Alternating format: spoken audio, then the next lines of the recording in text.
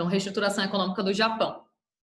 Aí tem aqui que no final no final não, né? Pós Segunda Guerra Mundial, o Japão passou por um processo de reconstrução e reestruturação econômica, e nesse processo de reestruturação econômica, o Japão ele se inseriu no processo de globalização, né? Esse processo que é marcado pelo meio técnico, científico e informacional. E aí o Japão passou por uma fase de modernização tecnológica, né? Reestruturou seu método produtivo, criaram-se novos métodos produtivos, novas formas de se produzir, houve uma organização industrial, e aí o Japão conseguiu fabricar produtos cada vez melhores, de ótima qualidade e acessíveis, né? Os produtos japoneses invadiram o mercado internacional, principalmente chegando até os Estados Unidos. O governo restabeleceu as zaibatsus, né, que eram aqueles grandes conglomerados industriais que tinham sido criados até um pouquinho antes da Primeira Guerra Mundial, que foram muito influentes na Primeira e na Segunda Guerra Mundial. No final da Segunda Guerra Mundial, as zaibatsus, esses grandes conglomerados tinham sido dissolvidos, mas aí, pós Segunda Guerra Mundial, o governo tentou restabelecer e conseguiu. Começou a investir maciçamente na infraestrutura, investiu, houve também várias isenções fiscais para que elas conseguissem comercializar de forma mais ampla. E aí vamos falar especificamente dessa questão do modelo de trabalho, né? No Japão foi inventado, após a Segunda Guerra Mundial, um modelo de um novo método produtivo em indústria, que vocês devem conhecer, que é o modelo toyotista. E ele tem esse nome toyotista, ou pós-fordista, ou just in time em cima da hora, quer dizer, né, em cima da hora, justamente pelo fato de que o Japão, pós Segunda Guerra Mundial, ele inova tanto, ele se moderniza tanto no setor industrial, no setor de tecnologia de ponta e também nesse setor de produtividade. Então, ele passa a criar aí um novo método produtivo. E não mais existia essa questão do Fordismo ou do Taylorismo, não, porque são métodos que, nesse período aí, lá para a década de 70, né, começam a ser muito defasados para a realidade do Japão. E aí, o Japão cria um novo método produtivo, que é conhecido como toyotismo. Esse método produtivo, ele visa meio que acabar com os desperdícios de produtos, tanto na produtividade, na questão da produção industrial, acabar com o desperdício de peça, de matéria-prima, acabar com desperdícios que eram ocasionados no transporte de tais produtos, ou até na distribuição de tais produtos e no estoque de produtos. Porque a lógica do toyotismo seria o quê? É você estocar o mínimo possível de peça, de mercadoria, de produtos, porque não era necessário, você agora iria produzir conforme a demanda. Se eu tenho tantas pessoas que querem comprar meu produto, então eu vou fabricar conforme aquela demanda ali. Eu não preciso mais gerar tanto estoque. O modelo anterior, que era predominante no mundo, que era o Fordismo, existia a geração de estoque em massa, né? Se produzia em grandes quantidades e se estocava muitos produtos. Já com essa invenção do novo modelo produtivo pelo Japão, o toyotismo, não existia mais essa necessidade de você estocar muitos produtos. Na verdade, quando você estoca muitos produtos e você não tem uma demanda ali suficiente para comprar esses produtos, você vai acabar entrando em uma crise, lucrando menos, enfim. Então, o modelo ele veio justamente para acabar com certos desperdícios, para melhorar os produtos também, de certa forma, melhorar tanto para o produtor quanto para o consumidor, porque o toyotismo, ele de certa forma, para o consumidor é muito bom, porque eu posso, como é que eu posso dizer, padronizar os produtos. Eu agora posso comprar um produto da cor que eu quiser, com uma certa, como é que eu posso dizer, uma certa padronização. Eu mesma posso inventar uma padronização para o produto que eu quero, customizar, padronizar não, eu estou errando a palavra, customizar. Hoje, a pessoa que compra o produto, eu posso comprar o produto customizado. Tipo assim, eu posso dizer o que é que eu quero. Em tal camisa eu quero que você coloque o meu nome. Que ele vem assim, assim, assado. Tipo, tô dizendo um exemplo bem esdrúxulo, bem facilzinho de entender. Eu posso comprar um carro agora da cor que eu quiser, porque eu combino com a empresa de pintar aquela cor. Seria um outro exemplo também. E sem contar que, tipo, para o produtor é muito bom isso, porque ele vai comprar a matéria-prima conforme a demanda e ele vai, de certa forma, economizar com isso. Ao invés de ele ficar comprando um monte de matéria-prima sem saber quem é que vai comprar aquilo ali, quem é que vai comprar aqueles produtos, ele não precisa mais. Então, ele passa a economizar também e a lucrar mais. Que ele começa a produzir e a vender conforme a demanda. Quem tem ali a quantidade de pessoas que tem para comprar ele. É considerado um trabalho, uma produtividade flexível, porque se ajusta à demanda, por isso que é flexível. O emprego no sistema estacionário da empresa, ele geralmente é incentivado a se especializar, a fazer um número de funções maior, um número de funções mais rápidas também, fazer seu trabalho de forma mais rápida. Ele é incentivado a isso. O que mais? Dessa forma, os produtos eles são de certa forma, nesse modelo flexível, eles são montados de forma mais rápida, em pouco tempo. E você não precisa, de certa forma, estar ali com estoque cheio de peças, cheio de produto, porque você já tem ali uma noção da demanda de pessoas que vai comprar. Por isso que tem aqui, de certa forma, os produtos são montados em pouco tempo, após a venda, em poucas unidades, além de trabalhar com estoque mínimo de matérias-primas, que não precisa. Os funcionários são fixos, por sua vez, funcionários fixos, por sua vez, são constantemente treinados para cumprir suas funções com agilidade. Quanto mais o funcionário agir com velocidade, com agilidade, mais a empresa vai lucrar com aquilo ali. Deixa eu ver se falta mais alguma coisa aqui. O modelo toyotista não foi adotado apenas no Japão. É claro que surgiu no Japão, na Toyota, né, uma empresa automobilística, enfim, surgiu lá, mas se espalhou pelo mundo inteiro, né? Visava aumentar a produtividade e alcançar a competitividade nos mercados internacionais, principalmente europeu e estadunidense. No caso, que surgiu no Japão, então ele tinha esse objetivo. Vamos lá. Aqui é um exemplo de uma empresa. Deixa eu ver qual é o ano disso aqui. Fábrica da Toyota, 2014. Parceiros comerciais e produção industrial do Japão. Vamos lá. O Japão ficou conhecido pós Segunda Guerra Mundial como um dos países que mais desenvolveu seu setor industrial, modernizou, criou novos métodos produtivos, novas ferramentas surgiram, novas máquinas surgiram, cada vez mais inteligentes. O país começou a produzir em larga escala, a produção em larga escala japonesa se expandiu com a produção de bens de consumo duráveis. Um bem de consumo durável é aquele que, obviamente, tem uma duração maior, mais longa. Mas esses produtos aí são geralmente produtos mais caros, certo? Produtos que são denominados como produtos de bens duráveis, como, por exemplo, um laptop, um computador, sei lá, um data show. Seriam produtos aí que duram, tem uma certa durabilidade maior. E produtos que são mais caros, né, a nível internacional, no mercado internacional. Então, o Japão começou a crescer muito, principalmente os produtos conquistando os mercados dos Estados Unidos, Europa, em especial na Ásia. Aí aqui vai falar um pouquinho sobre os investimentos que o Japão fez no período da Guerra Fria.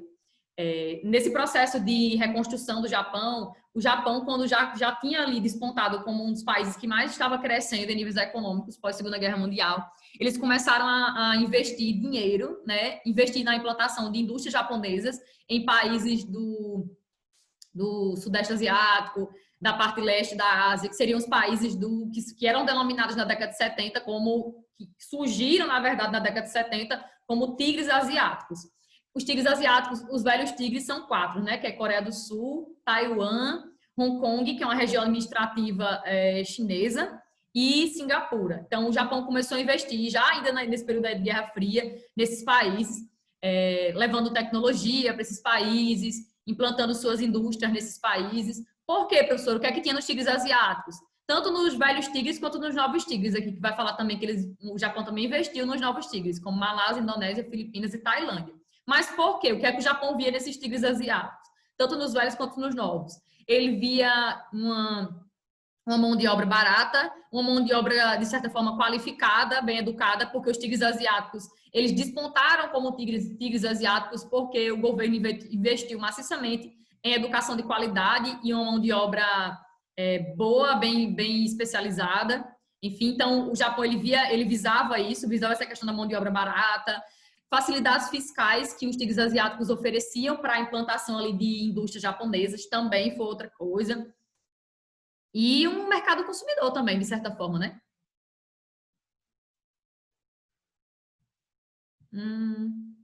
Os principais complexos industriais japoneses encontram-se nas planícies, nas áreas. A gente viu que o território do Japão, basicamente 80% dele é um território montanhoso. e 20%, cerca de 20% do Japão é coberto por planícies ou planaltos. E as planícies, grande parte delas se localizam no litoral, né? São as planícies litorâneas.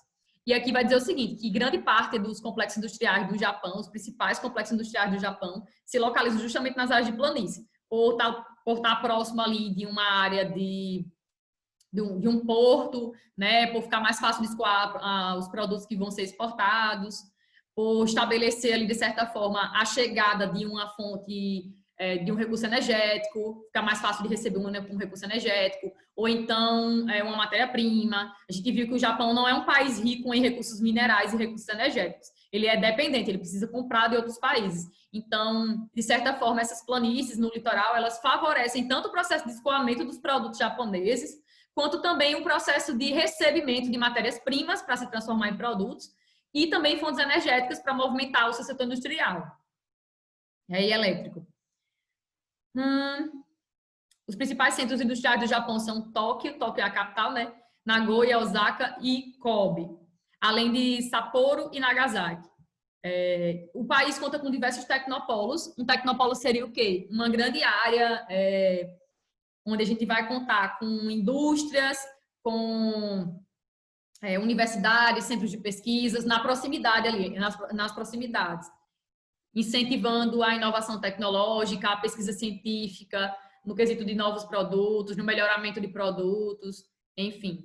Então, o país conta com diversos tecnopolos, principalmente em 3 ramos que se desenvolvem mais, né, que é o setor de eletrônica, robótica e o setor químico. E aqui cita alguns tecnopolos. E é um dos países que mais dominam a tecnologia de ponta do mundo, né? Sem contar que tipo, é um dos países chefes aí na tecnologia mundial. É o Japão.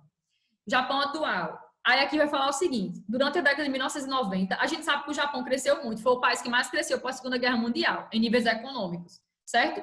Isso vocês têm que ter já em mente. Então, de 1953 até mais ou menos 1980, o Japão bombou a nível internacional no quesito econômico. Se reestruturou, se modernizou, se inseriu na globalização econômica, nessa terceira fase da revolução técnico, científico e informacional, que é a terceira revolução industrial. Enfim, o país se modernizou. E aí, o que é que aconteceu? Na década de 90, o Japão vai enfrentar uma crise. Então, ó, até a década de 80, o Japão estava bombando, mas na década de 90, o Japão enfrentou uma grande crise econômica. E essa crise econômica iniciou de forma bem assim, você vai achar até um pouco contraditório isso, mas vocês vão achar. Mas a crise começou porque eles tinham um excesso de capital muito grande, tinha muito money, muito dinheiro, né, no país. E aí, esse excesso de capital tornou atrativo o investimento em bolsa de valores, no setor imobiliário, né, de compra de casa, enfim.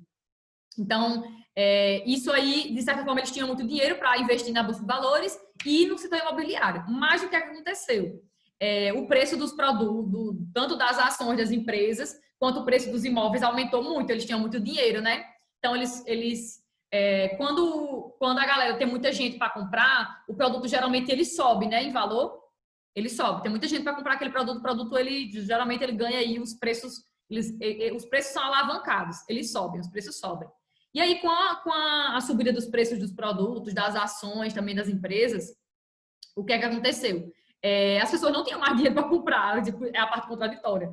Eles tinham excesso de capital, certo? Na década de 90, mas aí as ações das empresas cresceram muito, tipo, subiram muito, aumentaram muito. Quando elas subiram demais nos preços, as pessoas não tinham mais dinheiro para comprar. Então, aí, o que é que vai acontecer? Quem era dono de ação começou a vender as ações das empresas, porque o país entrou em crise. E quem era dono de imóveis começou também a vender aquilo ali de forma mais barata. E aí quebrou alguns bancos, o país entrou em uma recessão econômica, o governo do Japão não conseguiu reerguer o país de forma rápida, não conseguiu, como é que eu posso dizer? Através de injetar tanto dinheiro e recuperar de forma rápida o país como um todo, os bancos, enfim. O PIB japonês apresentou um baixo crescimento, houve uma estagnação econômica, endividamento público empresarial, além de queda nas exportações japonesas. Então, o país mergulhou numa crise na década de 90. Que essa crise veio começar a ser recuperada no final do século XX, no início do século XXI. Começou a se recuperar. As medidas adotadas pelo governo foram insuficientes, eu falei isso aí. Em 2011, o país foi afetado com houve um maremoto e a formação de um tsunami que atingiu uma área costeira do país, que era onde ficava a usina de nuclear de Fukushima. Houve uma explosão num dos reatores e aí a área foi evacuada, eles sofreram muito com isso. O Japão começou uma política de desativação de algumas usinas nucleares, que a maior parte delas ficou no litoral, e tipo, o litoral do país é muito importante, tanto pela questão da agricultura quanto da indústria. Já falei que os principais centros industriais do Japão ficam no litoral, né, nas áreas de planície. Então, eles tiveram que passar, e estão passando até hoje, por uma mudança nesse quesito de energia. Houve um aumento significativo do preço de energia no Japão após esse acidente nuclear de Fukushima, porque eles tiveram que investir em outras fontes de energias, por causa que eles tiveram que mudar, obviamente, essa matriz energética deles, que no período, em 2011, tinha uma boa porcentagem da energia elétrica do país que era gerada por usinas nucleares, e eles começaram a desativar essas usinas. Então, houve uma mudança na política energética do país. Belezinha? Eu terminei esse capítulo. Terminei, não, apesar que tinha terminado. Ainda tem outra coisa aqui, peraí. Questão energética. Se bem que eu estava falando disso aqui já, né? Mas vamos lá. O Japão, pobre em recursos energéticos, já falei, é um país que é dependente da compra desses recursos de fora, porque o país não tem grandes reservas de recursos minerais, enfim, e energéticos. Depende da compra de petróleo e do gás natural da Rússia, além de petróleo de alguns países do Oriente Médio, asiáticos. E aqui o que aconteceu com isso que eu estava falando. Após o tsunami de 2011, o Japão foi desativando progressivamente seus 50 reatores nucleares. 50 reatores nucleares. Em 2011, 30% da eletricidade gerada tinha origem nuclear, mas reduziu-se a 0% em 2014, porque eles começaram a fechar as usinas, né? Mas aí, de certa forma, houve um aumento progressivo no preço da eletricidade, como eu já falei, que eles tiveram que utilizar outras fontes de energias, principalmente não renováveis, e aí eles tiveram que comprar mais fontes do que eles já compravam, como petróleo, carvão e gás. Isso aumentou o preço da energia significativamente. E começaram também, de certa forma, a emitir mais gases de efeito estufa, porque eles passaram a utilizar mais fontes de energia não renováveis, que emitem enormes quantidades de clorofluorcarbonetos, de partículas que retêm calor na atmosfera. E isso, de certa forma, contrariando o protocolo de Kyoto de 97, que dizia que os países eles tinham que reduzir a emissão de gases de efeito estufa. E contradição, porque o protocolo de Kyoto é uma cidade do Japão, né? O protocolo foi assinado no Japão, entre várias potências do mundo, para que se ocorresse futuramente uma redução dos gases de efeito estufa. Sendo que, como o Japão ele tinha meio que mudado um pouquinho, não mudado mesmo, um pouquinho não, mudado. Sua política energética, ele teve que se tornar um pouco mais dependente de fontes não renováveis para a geração de energia elétrica, porque ele tinha fechado diversas usinas nucleares, né? E aí o que aconteceu? Eles passaram a emitir mais gases de efeito estufa, entrando em contradição com o protocolo de Kyoto, que eles tinham que reduzir. O preço da eletricidade aumentou entre 15% e 20% entre 2010 e 2012. Isso ocasionou uma mudança na condição de vida das pessoas, porque elas tiveram que pagar mais pela eletricidade. Mas aqui, em 2014, muitos setores da sociedade insistiam em reiniciar as operações de muitos reatores. Em contrapartida, o Japão está investindo e subsidiando a construção de novas usinas de fontes renováveis, como a solar, para tentar, de certa forma, se tornar menos dependente da compra dos recursos não renováveis, né? E não investir nesse setor aí de energia nuclear. Vamos continuar com essa onda. Potência regional, o Japão é a segunda maior economia da Ásia, né? Segunda maior economia da Ásia e é a terceira maior economia do mundo. É um país que desempenha um poderio econômico e de influência política e econômica no mundo todo, não é somente na Ásia, mas eles são sim uma potência regional e global. De certa forma, existe uma tretazinha ali entre o Japão e a China, né, por alguns territórios dentro da Ásia, também por poder de influenciar outras nações. Se tornou influente e hegemônico na área de prosperidade econômica do Sudeste Asiático, onde a gente vai encontrar diversos tigres asiáticos novos. Os ressentimentos políticos do Japão com a China, a Coreia e a Rússia ainda persistem desde os tempos do final do século XIX, que foram originados em situações como a Segunda Guerra e a Guerra Fria. Desde então, o Japão se equilibra no poder geopolítico. Depende da proteção dos Estados Unidos, enquanto tenta manter relações comerciais com a China. Ou seja, tá ali, né? Em cima do muro. E a gente sabe que tá rolando muita treta dos Estados Unidos com a China atualmente.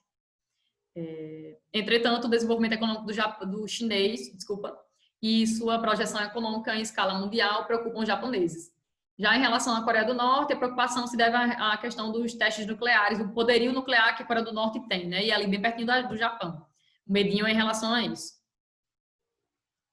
E agora eu acho que a Beatriz concluiu. Yes! Vamos para o capítulo... Demorei um pouquinho nesse capítulo 7, mas é porque ele é gigante. Capítulo 8. Capítulo 8 vai falar de 3 potências emergentes. China, Índia e Rússia. Alguém poderia me dizer o que é um país emergente?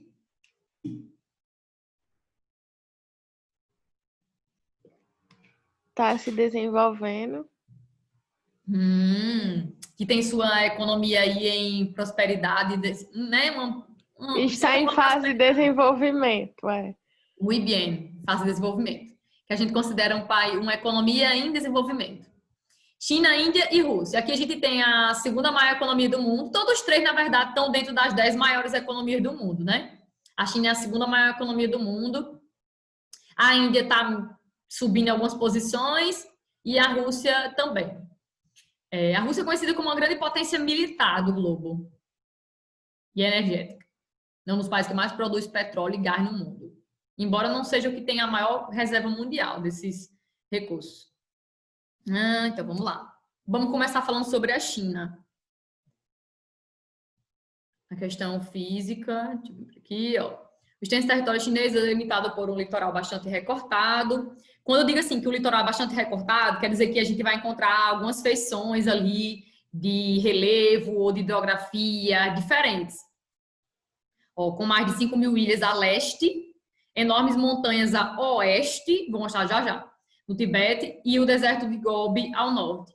Pelas extensas planícies centro-orientais, sopram os ventos de verão dos mares do sul, que trazem as chuvas torrenciais das monções.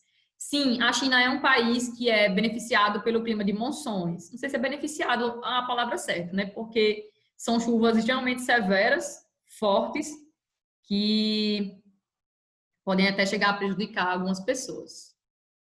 Deixa eu fazer um novo compartilhamento para mostrar aqui o mapa da China.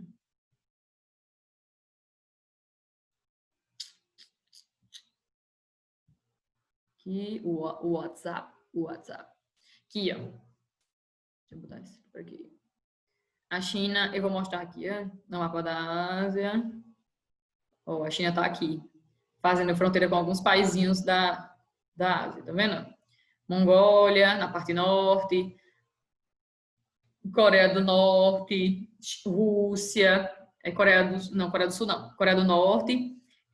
Aqui embaixo faz a fronteira com alguns, né? Mianmar, aqui Vietnã, né? Território do Vietnã, enfim, Butão, Nepal. Aqui é onde fica a Cordilheira do Himalaia, nessa região aqui, a região mais alta, onde a gente vai encontrar o maior pico do planeta, mais de 8.000 metros, que é o Monte Everest. Está inserido, né, dentro da Cordilheira do Himalaia, que é uma série de cadeias montanhosas. Uma série de montanhas, na verdade.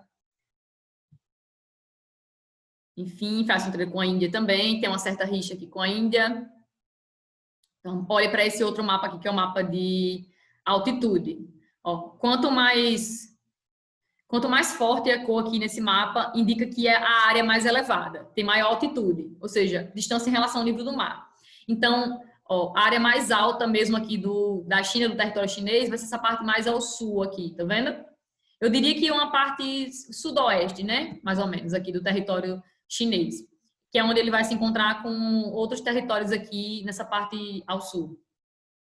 Onde a gente vai ter a Cordilheira do Himalaia, que é uma montanha jovem, se formou há pouco tempo na história do nosso planetinha, essa cadeia montanhosa do Himalaia, porque é uma cadeia, um conjunto de montanhas, na verdade. Aqui é um conjunto de montanhas. Aí dentro, encravado nessa cadeia montanhosa chamada Himalaia, a gente vai encontrar o Monte Everest. Então aqui é o ponto mais alto onde a gente vai encontrar o pico mais alto do mundo. Tá aqui, ó, Monte Everest, 8.848, acho que é isso, tô chegando direito não, mas acho que é isso, metros. São mais de 8.000 metros. Então, aqui é a parte mais alta e vai pegar justamente essa parte aqui, oeste do país. A parte oeste, onde a gente vai encontrar áreas bem elevadas, é onde fica o Tibete, que é uma região que luta por autonomia, sendo que os chineses não deixam de jeito nenhum de se tornarem independentes. Aí, aqui mais ao norte, a gente vai encontrar o deserto de Gobi, uma área árida, seca. Nas partes centrais do país, a gente vai encontrar algumas depressões e algumas planícies, e também planícies no litoral, né? Também no litoral. O que mais? Tem algumas penínsulas.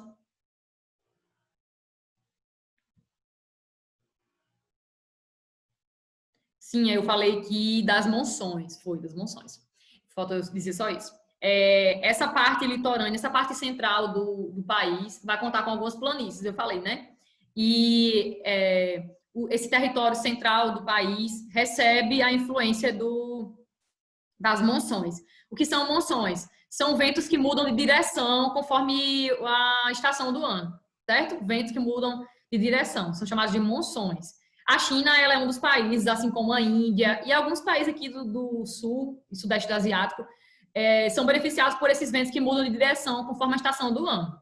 No verão, eles recebem uns ventos úmidos do oceano, deixando a área muito, muito úmida, com alta pluviosidade. Chove muito no verão, né?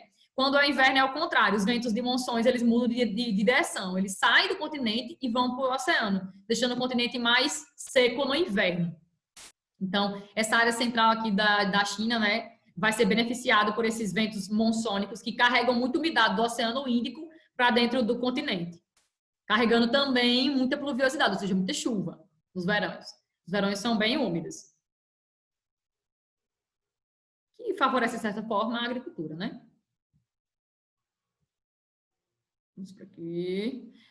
Grande parte das pessoas que habitam a China são de uma única etnia, grande parte, mais de 90% dos chineses são da etnia Han, pertencem à etnia Han, 91,6% da população, mas existem várias minorias étnicas também no país. E uma minoria étnica na China não é tipo 10 mil pessoas, 4 mil pessoas, são milhões de pessoas. Uma minoria no país desse são milhões de pessoas, porque a China é o país mais populoso do mundo. Populoso tem a ver com a população absoluta, que quer dizer população total de um país. Toda vez que você ouvir falar em população, país populoso, tem a ver com sua população total, que é a população absoluta, em geografia que a gente diz. Então, eles têm mais de 1 bilhão e 400 milhões de pessoas. Então, eles são o país mais populoso do mundo. Então, quando a gente fala em minoria na China, a gente está falando de milhões de pessoas, certo? Não é uma quantidade pequena, não. Então, grande parte das pessoas, realmente, maior parte dos chineses são de uma única etnia, que é a etnia Han, mas tem várias outras etnias que são minorias no país. E aqui cita algumas no livro de vocês. Vocês não precisam decorar isso. Tá? Ó, tem aí, vocês podem ler. Estabelecimento do governo socialista. A China é um país que adota uma ideologia política socialista. Eles se dizem ser comunistas. Na verdade, eu acho que eles não sabem o que ainda é o comunismo nem o socialismo, mas enfim. Eles se dizem ser, né, socialista, tem um regime socialista, e o mundo conhece a China. Na geografia, na verdade, a gente estuda a China como um país socialista de mercado. Vocês têm que aprender isso, é importante no próximo ano. O que é um país que é socialista de mercado? Seria aquele país, que é o caso da China, obviamente, que no plano político, ele realmente tem um plano político centralizado no Partido Único, né? Tem uma administração única, que é o Partido Comunista, no caso aqui é o Partido Comunista Chinês, é o PCC. Lá realmente existe essa figura de um único partido, né, controlando algumas políticas no país, enfim, principalmente a questão política, e existe no plano econômico uma ideologia capitalista. Tipo, eles são realmente capitalistas no plano econômico, no quesito de relações comerciais, tanto com outros países, né, quanto internamente. Eles têm uma estrutura capitalista no plano econômico. É como se fosse um país dual, um país misto, de estrutura mista. No plano político, eles são socialistas, porque tem um partido único, né? Partido único, que é o PCC, o Partido Comunista Chinês, mas no plano econômico, eles adotam medidas, estratégias, funções, etc., de um país capitalista. Belezinha? Então, eles são socialistas de mercado, anotando o livro. A China é considerada, na geografia, como um país socialista de mercado. Socialista no plano político, e diz assim, de mercado. Por que de mercado? Porque a economia capitalista é considerada uma economia de mercado. Né? No mercado existem empresas públicas e privadas. Na China é do mesmo jeito, existem empresas públicas e empresas privadas. Capital privado e capital público. O que existe no país que é capitalista, mas eles são socialistas. Então, por isso que a gente diz que eles são socialistas de mercado. Quando é que a China se tornou um país socialista, né? No início do século XX, o país passou de uma configuração monarquista, de uma monarquia para uma república, e no ano de 49 houve uma revolução na China chamada Revolução Comunista Chinesa, ou Revolução Socialista Chinesa, que mudou a estrutura do país mais uma vez. Deixaram de ser república, né, e passaram a adotar o regime socialista. E aí, nesse regime socialista, como eu falei, tem a figura do Partido Único, o Partido Comunista Chinês, onde ele passou a controlar tudo, né? Houve a coletivização dos meios de produção, que é isso. Todas as terras, todas as empresas passaram a ser públicas. E em um regime que é socialista, a gente tem uma economia que a gente diz que é uma economia planificada. No socialismo, o país que adota o socialismo é um país de economia planificada. Planificado quer dizer o quê, professora? Quer dizer que, tipo, só tem ali um ser, que eu vou dizer que é o Estado, né, que controla tudo, todas as terras agricultáveis, todas as empresas, o país, tudo é controlado ali por uma única figura, que é a figura do Estado. Então, em um país socialista, existe a economia planificada. Já no caso do Brasil, por exemplo, que nós adotamos o capitalismo, aqui não, aqui a economia é de mercado. É por isso que eu disse que hoje a China é considerada um país socialista de mercado. Por que socialista de mercado? Porque no plano político eles realmente têm uma estrutura centralizada e única num único partido, mas no plano econômico eles adotam a estrutura de mercado, que é capitalista. Então, aderiram ao socialismo no ano de 49, numa revolução que foi liderada por um cara chamado Mao Tse-tung. Ele é muito importante para a história da China. Mao Tse-tung, o grande timoneiro. Ele liderou essa revolução, né, de 49, venceu. Existiam dois grandes partidos, né? Existia o Partido Comunista e o Partido Nacionalista, liderado por Chiang Kai-shek. O Chiang Kai-shek perdeu, aí ele se refugiou, juntamente com algumas lideranças do Partido Nacionalista, na ilha de Formosa. Vocês devem saber, a ilha de Formosa é Taiwan hoje em dia. Tanto que até hoje, a China não reconhece Taiwan como um país independente, diz que é uma região autônoma chinesa. A ONU também não reconhece Taiwan como um país independente, reconhece como se fazendo parte da China, mas os taiwaneses, não sei se é assim que pronuncia, acredito que sim, eles dizem que são independentes, certo? Desde essa revolução aí de 49, quando eles se refugiaram lá, os nacionalistas se refugiaram lá, na ilha de Formosa, em Taiwan, e fundaram um país, né? Que seria a República, salvo engano, a República Popular de Taiwan, coisa assim. Enfim, fundaram um novo país. Mas a China não reconhece. Então, em 49, o Mao Tse-tung chegou ao poder na China, institui o regime socialista, né? Eles passam a ser socialistas.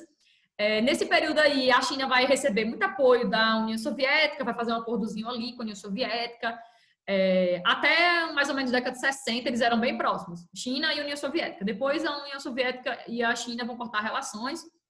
O governo do Mao Tse-tung não vai, como é que eu posso dizer, ter tantos êxitos, não vai ter tanto êxito. Eles não vão conseguir abrir a China, que na verdade não era essa a intenção dele, de certa forma, abrir a China para o mercado estrangeiro, internacional, ocidental, para o mundo ocidental. Na verdade, a China só vai se abrir mesmo para o mundo ocidental, nesse quesito de manter relações comerciais mais fortes, mais significativas e atrair empresas para o seu país na época do próximo governante, depois desse aí, depois do Mao Tse-tung, que vai ser o Deng Xiaoping. O Deng Xiaoping, que chega ao poder em 1976 e fica, salvo engano, até 1997, né, no governo da China.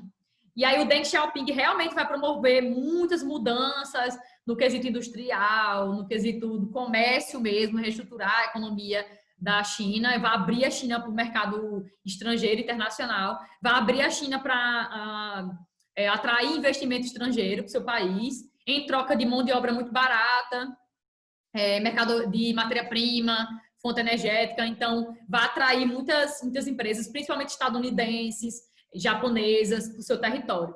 E em troca, o que a China queria com isso, né? Na época desse Deng Xiaoping, que eu vou falar já já, queria basicamente que essas empresas trouxessem tecnologia, e foi feito esse acordo de troca de tecnologia, e conhecer também como era a administração de uma grande empresa. E aí a China começou a copiar essa lógica dessas empresas e despontou como uma das maiores economias do mundo, né? Economias do mundo. E hoje é a segunda maior economia do mundo. No ano de 2010, a China realmente começou a figurar como a segunda maior economia do mundo e o país que mais produz produtos industrializados do mundo inteiro. Ultrapassou os Estados Unidos. Então, essa história aí do regime socialista começa em 49 com a Revolução Socialista ou Revolução Comunista de 1949, liderados por esse carinha chamado Mao Tse-tung.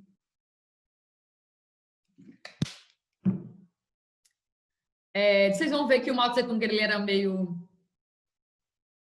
Eu ia usar um termo que eu não devo usar. Ele tinha umas ideias assim meio doidas, ele começou a combater todo mundo que era contra o comunismo, que ele achava que não fazia um comunismo puro, começou a matar as pessoas lá, rolou umas treta grande no país na época dele. Ele fez uma revolução chamada Revolução Cultural, que visava combater as pessoas que não seguiam esse comunismo puro, né, na cabeça dele. E ele morreu, e aí o Deng Xiaoping chegou ao poder. Mas vamos lá, antes de falar do Deng Xiaoping, vamos falar de algumas coisas que existem hoje, né? Existem hoje que na época de início da industrialização, né? Aqui nessa épocazinha que o Mao Tse-tung chegou ao poder, passou a existir, certo? Na China. Vocês sabem me dizer qual é a capital da China, não sabem? Capital da China? Sei, né? Qual é? Pequim, né? Beijinho. Eita, falta menos de 1 minuto. Vai acabar. Mas tá bom, tem nada não. Tá. Ó, nesse período, na época do Mao